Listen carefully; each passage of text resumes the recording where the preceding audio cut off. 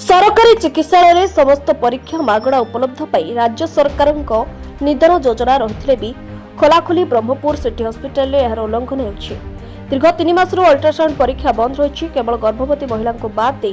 दैनिक शह शह रोगी को घर परीक्षा केन्द्र को जावाई बाध्य कर रोगी हजार हजार टंका खर्चांतर शिकार होती निदान योजना को निजे राज्य सरकार ध्वंस कर आज मानवाधिकार सुरक्षा मंच पक्षर सिटी हस्पिटाल और जिला मुख्य चिकित्सा अधिकारी कार्यालय सम्मुख में विक्षोभ कर मुख्यमंत्री उद्देश्य दाबीपत्र प्रदान कर फिजियोथेरापी विभाग भिन्नक्षम प्रमाणपत्र प्रदान विभाग और अल्ट्रासाउंड विभाग में देखा ज्वलंत समस्या दीर्घ दिन रही सीडीएमओ अधीनस्थ फिजियोथेरापी विभाग में दीर्घ दिन कर्मचारी मनमुखी कारबार जो रोगी प्रकृत नियमित थेरापी व चिकित्सा पाऊना दायित्व विभाग अधिकारी निजर घर फिजियोथेरापी केन्द्र खोली जो हस्पिटाल पूर्ण समय उपस्थित न रही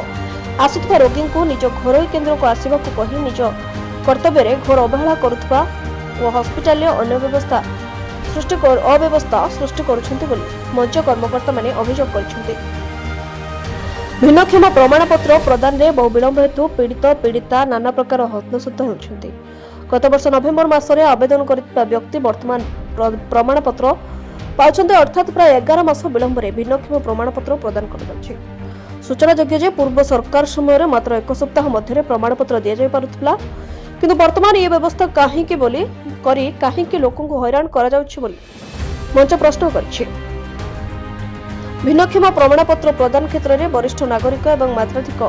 प्रतिशत पीड़ित थिबा व्यक्ति को अग्राधिकार भित्ति प्रमाणपत्र प्रदान करने को दाबी होछि। आज विक्षोभ पर मानवाधिकार सुरक्षा मंचर सभापति